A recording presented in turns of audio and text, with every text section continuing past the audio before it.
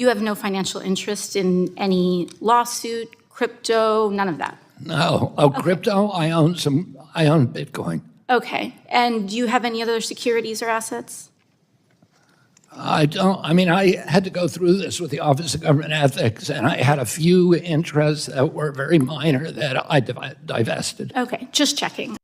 She came to this hearing with one mission in mind: trap RFK Jr., paint him into a corner, and score political points by making it look like he's in bed with corporate interests. Question. Thank you so much, Mr. Chairman, and thank you, Secretary Kennedy, for being here today. It's actually not our first time meeting. We met a very, very long time ago when I was 9 years old in Westchester Putnam County at a Riverkeeper event.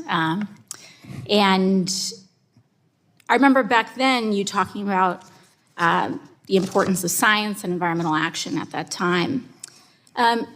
Listening to a lot of your discussion and a lot of the messages that you provide to people, you talk a lot about corporate influence and corruption in government. And this is an area that's very important to me, and it's an area that I do a lot of work in. I am, as a public servant, completely financially divested of any conflicts of interest with any healthcare companies, any stocks, any lawsuits that I would financially benefit from. Are you? Yes. You're completely divested? Yes. You have no financial interest in any lawsuit, crypto, none of that? No. Oh, okay. Crypto? I own Bitcoin. Okay. And do you have any other securities or assets? I don't. I mean, I had to go through this with the Office of Government Ethics, and I had a few interests that were very minor that I divested. Okay, just checking. I'd always like to. No, it's a good question. I always like to know what the field is before I enter conversations. So thank you for that. In the healthcare space, something that we've both spoken to is that some of the worst actors are in the for-profit medical space. Are in for-profit health insurance, big pharma, et cetera. And one of the worst companies actually is United Healthcare in this respect.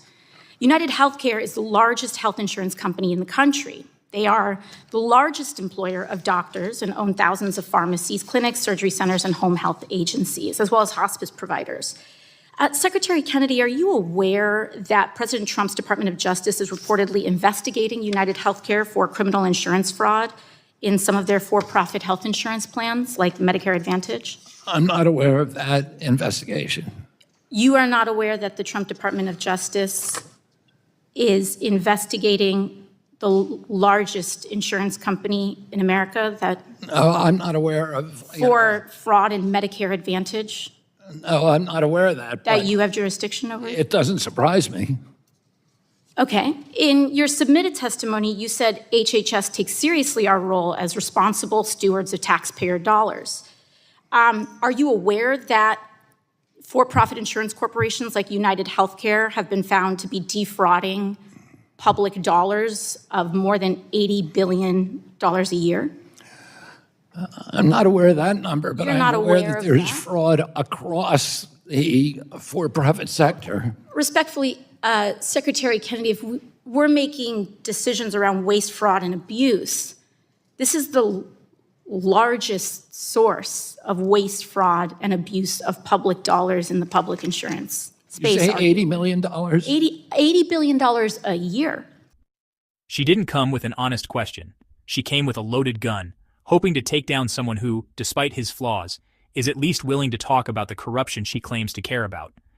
Did you say 80 million or 80 billion? 80 with a B, billion. With a B, yeah.